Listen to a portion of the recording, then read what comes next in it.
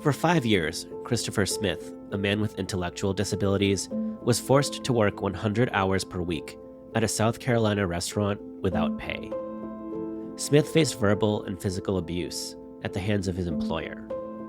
Around the world, people with disabilities, like Smith, face many modern forms of enslavement, from forced labor and begging to sexual exploitation and imprisonment by caregivers. While some of these crimes are prosecuted through national court systems, international criminal law can also play an important role in promoting accountability for grave crimes, including the crime of enslavement.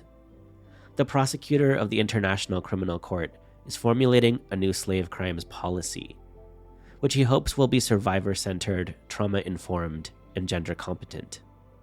How can international criminal law and the new policy best account for the unique needs and challenges that people with disabilities face regarding slavery crimes?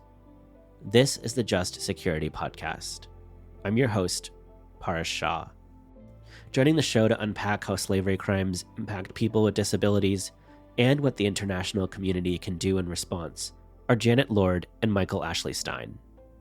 Janet is the executive director of the University of Baltimore School of Law's Center on International and Comparative Law, and a research fellow at the Harvard Law School Project on Disability.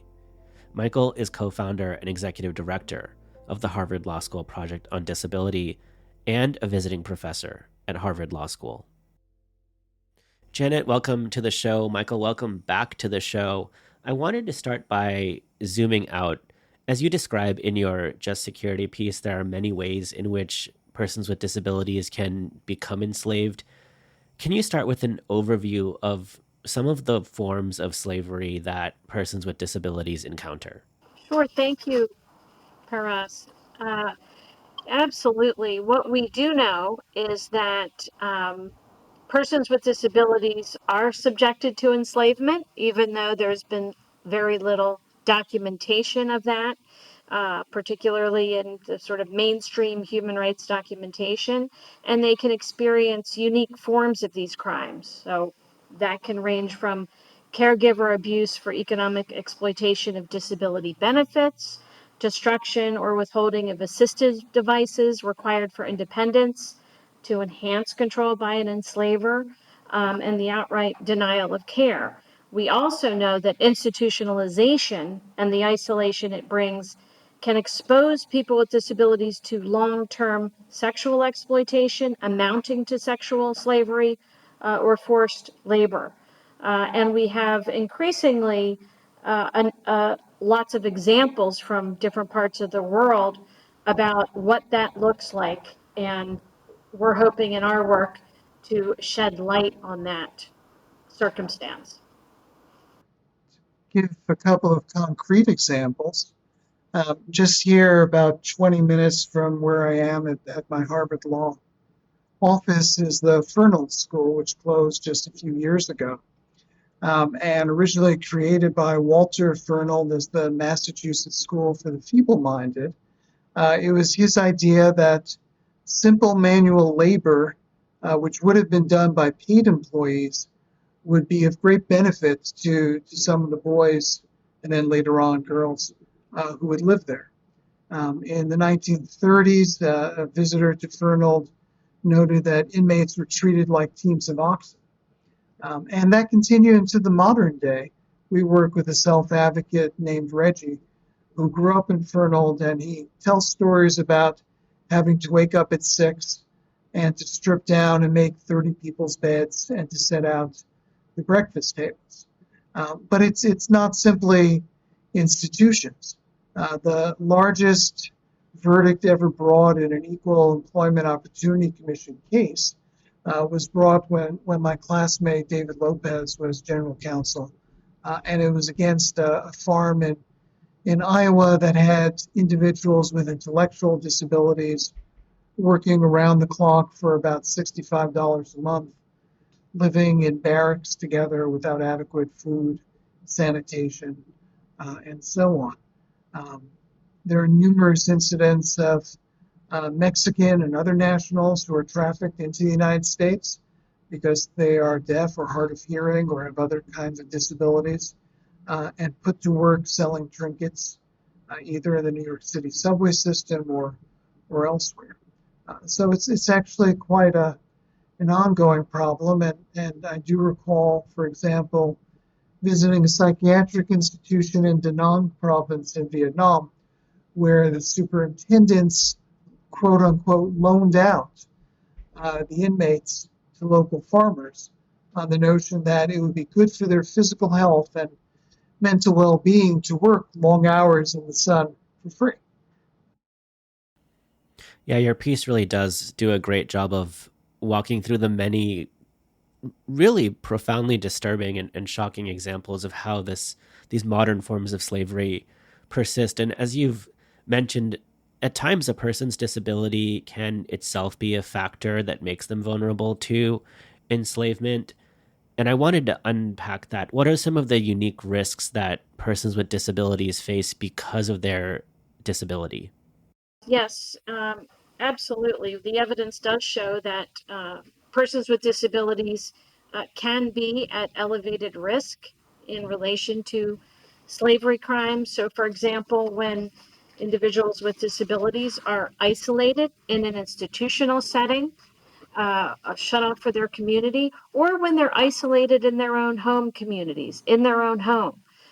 They are much more vulnerable to being exploited, right? Because they are shut away potentially and not out and about in the community, and so uh, traffickers may find them easy prey in that regard.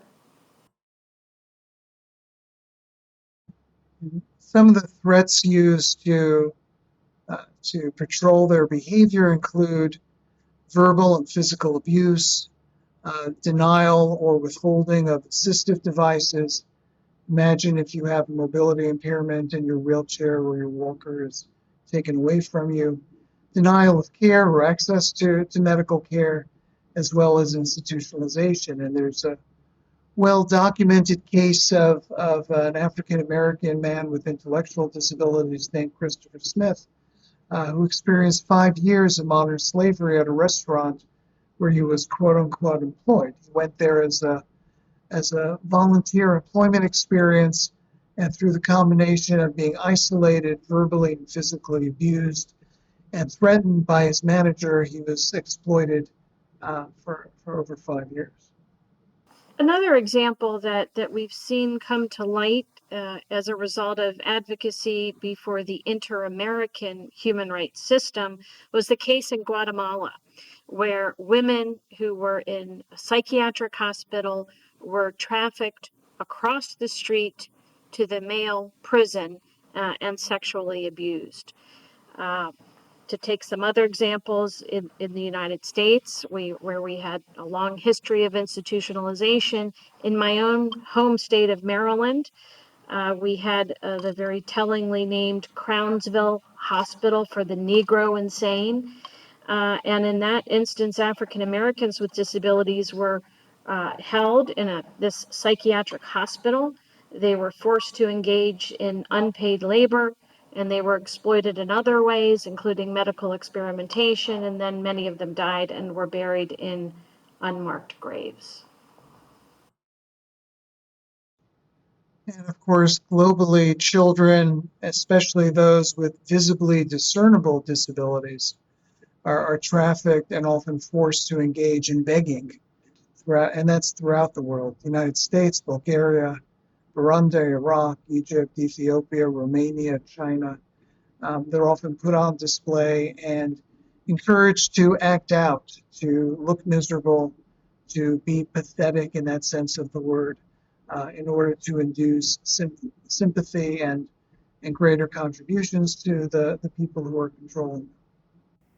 And I think one common thread that appears through a lot of these examples is the role of stigma and the assumptions that people make about people with disabilities. So, what role does stigma play in all of this and in some of the attitudes and assumptions that people hold about what people with disabilities are able to accomplish?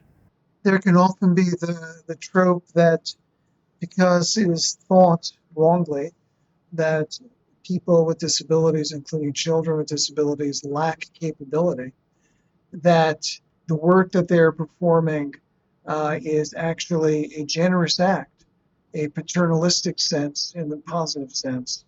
So being in a sheltered workshop and earning 16 cents an hour is often spun as an opportunity for people with disabilities to leave their house and to be among people, quote unquote, like themselves, and to engage in some kind of productive activity rather than accurately viewed as exploitation.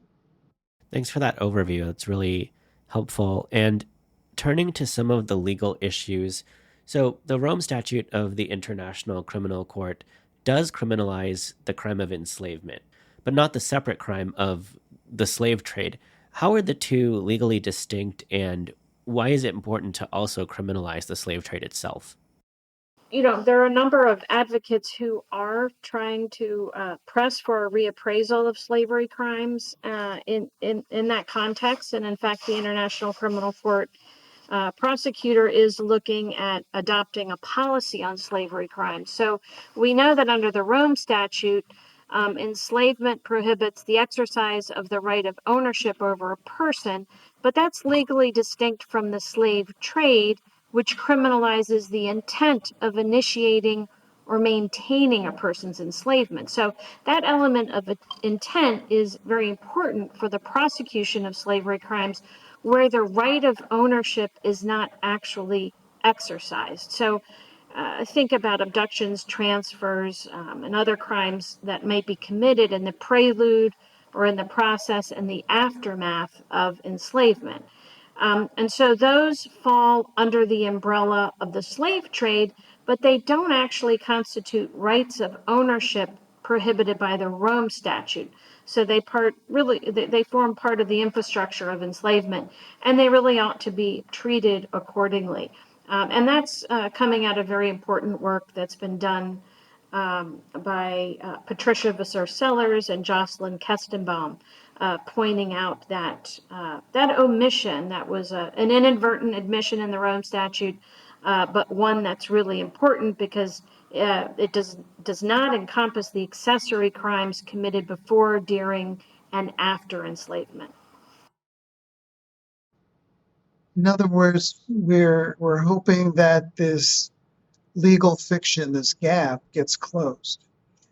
So to take a real life example, the agents who transported highly at-risk disabled persons from Seoul to farmers who enslaved them to work in salt mines and to fish and to work in agricultural farms in remote islands off of South Korea's southwest coast would not, under the existing regime, be liable to these very same crimes that they are actually creating because they do not own the individuals. That is quite a noticeable gap in the Rome Statute's framework. And how can international law develop a legal framework that furthers the intersectionality and a more holistic approach to justice that is disability inclusive? What are the steps that can be done? How can these legal regimes better respond to the needs of persons with disabilities? Well, so the Convention on the Rights of Persons with Disabilities, that is now nearly universally adopted around the world, gives us the framework that I think can help us look at, think about, and press forward a more progressive development under international law, and one that accords protections to persons with disabilities across all of the different regimes of protection that are encompassed within in international law. And it does so in a really interesting way. Article 11 of the Convention on the Rights of Persons with Disabilities is the provision in the treaty that talks about the protection of persons with disabilities in situations of risk. And it draws together and seeks to integrate the protections that are accorded to people with disabilities, not only in human rights law and the CRPD, but also across other regimes like international criminal law, international humanitarian law, and other regimes. So that provides a really important hook together with other developments in international law that have pointed out the absence of addressing protection of persons with disabilities, specifically in these different regimes. So we know that the Rome Statute of the International Criminal Court left out of its definition of persecution disability. So disability does not appear in the Rome Statute as a specifically prohibited ground of persecution. And that's an important absence, notwithstanding the very clear jurisprudential legacy of Nuremberg, which clearly held and found that persons with disabilities who were persecuted during the Holocaust by doctors, by the Nazi regime, that did constitute crimes against humanity. So somehow that was lost. It was forgotten by the time the Rome Statute was drafted, and that exposes a serious gap. And neither is there a disability policy currently for the International Criminal Court, unlike the policy on children or the policy on sexual and gender-based violence, for example. So I think now what we're hoping for, as a consequence of the CRPD being adopted, and greater documentation of crimes perpetrated against persons with disabilities coming to light, is that we can fill that gap and void in the international criminal law framework and explicitly acknowledge in the definitions, in the procedures of the International Criminal Court, that persons with disabilities are subject to crimes, and they should have access to justice alongside other groups at risk. Agreeing with everything that Janet said, it's also worthwhile just stepping back for a moment and looking at the larger picture, which is beginning with participating in the CRPD negotiations, where Janet and I collaborated and met some 20-something years ago. Through the current day, our agenda has always been to include disability across all aspects of international law and programming, where it seemed obvious to us that disability was relevant, but it wasn't included. The Disability Treaty itself is the primary example of that, but we can also look at exclusion totally from the Millennium Development Goals, and now inclusion in the Sustainable Development Goals. Janet mentioned the movement to try to get disability included in the Crimes Against Humanity Treaty and now the International Office of the Prosecutor's position statement, but we could also look at other areas such as the total exclusion of disability from the Business and Human Rights Treaty, the new inclusion of disability at the United Nations through the Disability Inclusion Strategy, the very progressive and newly enacted World Bank's Disability Inclusion and Accountability Framework, the Security Council's Resolution 2475 for relating to people with disabilities and situations of armed conflict, and hopefully soon on the horizon, climate justice and disability. So this effort on behalf of Janet, myself, and colleagues reflects a movement to include disability across various aspects of international law, international humanitarian efforts where disability was previously excluded. Yeah, thanks for that. And as you mentioned, there are so many different areas where disability continues to be mainstreamed and these existing gaps. And a big part of this is also the need for further scholarship and to understand where there are gaps in our knowledge. Where do those exist? Where do we need additional study or further research to understand some of the problems and solutions that may arise as people with disabilities continue to advocate for their rights? Well, you're absolutely right that there is still an ongoing need for research to drive this important agenda. At the Harvard Law School Project on Disability, we are doing our best to try to start filling that gap. One of the projects that we have been working on in the past 6 months is a project that looks very specifically at UN mandated commissions of inquiry and other fact finding bodies and the extent to which they are addressing or otherwise persons with disabilities in the context of documenting serious violations of human rights law and serious violations of international humanitarian law. And our preliminary findings suggest that they're not doing much at all, but where we do see evidence of attention to the circumstances of persons with disabilities in these kinds of fact-finding investigations, lo and behold, it's where the fact finders have actually interviewed persons with disabilities and their representative organizations, and thus those fact-finding bodies have actually produced documentation of violations committed against persons with disabilities. So actually talking to disability rights advocates and talking to organizations of persons with disabilities is something that's very, very, very important and something that we're trying to work on. And two small points to add to Janet's very accurate response. And that is, there are various areas, and I'll give you just one example, where not speaking to the stakeholders, the people with disabilities, means we have absolutely no idea of what the situation is on the ground. So a very clear example of that is the area of loss and damage as it relates to climate change. We have efforts being done on loss and damage for non-disabled populations and communities. We have seen almost nothing relating to what their experiences are like, and what we can learn from it. The same is true within climate on adaptation strategies.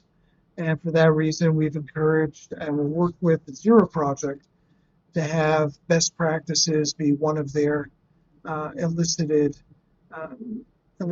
strategies and policy investigations for their upcoming conferences. The other is that researchers, as Shannon pointed out, infrequently talk to disability communities.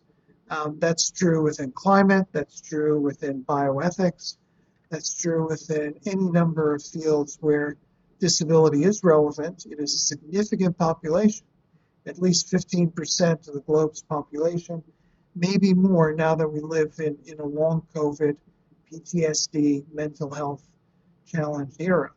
And yet we're not engaging as medical professionals, as lawyers, and as others with this population. Right, that's such a good point. People with disabilities are the world's largest minority, and it's so true that often if you're not at the table, if you're not included as part of the conversation, you often don't count, and it's difficult to raise awareness. So efforts like the ones that you're pursuing really are so important. And in that vein, Karim Khan, the ICC prosecutor, is seeking to create this slavery crimes policy that is survivor-centered, trauma-informed, and gender-competent. In concrete terms, how can the policy best incorporate the needs and perspectives of persons with disabilities? What are the practical steps that the policy could take?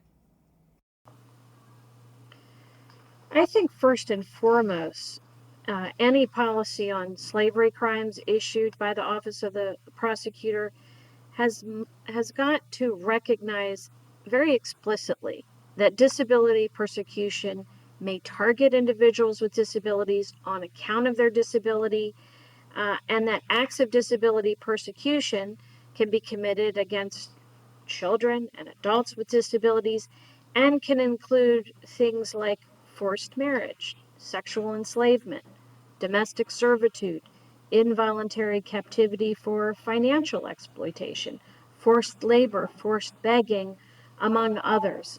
So that really explicit acknowledgement is something that we believe is incredibly important. This has been such a rich discussion. Is there anything else we haven't touched on that you'd like to add? I think by way of summary, I just want to underscore that it's really important for us to have clarification that disability-based persecution can target people with disabilities specifically on account of their impairment, and that acts of disability persecution committed against people with disabilities can include a wide variety of types of persecution. So we also think that the policy ought to a policy adopted by the International Criminal Court, also should call attention to the fact that people with disabilities can be targeted for enslavement, or they can be subject to the crime of slave trading. And so, in some, taking a more disability-informed approach might highlight how disability-based discrimination puts people with disabilities at risk for all these various forms of slavery crimes. So, for example, the segregation in an orphanage or a psychiatric hospital or a social care home, or isolation in the community, or unlicensed housing, barriers to employment. All of these things put individuals with disabilities at risk for experiencing these crimes. And another point to add to Janet's critique is we also have to consider access to justice and equal standing before the law for people with disabilities, which in many countries is not the case. And even when it's formally the case, there are instances of intimidation, of power structures, and of people with disabilities not being able to or feeling comfortable with prosecuting or raising instances of slave trade or other areas of abuse. Yeah, so many important trends and issues to continue to watch, and we'll be tracking this at Just Security. Thank you again to both of you for joining the show. Thank you, Paras. Thank you for having us.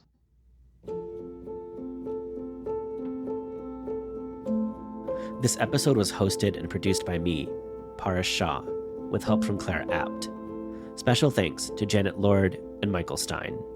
You can read all of Just Security's coverage of disability rights and the International Criminal Court, including Janet and Michael's analysis, on our website. If you enjoyed this episode, please give us a 5-star rating on Apple Podcasts or wherever you listen.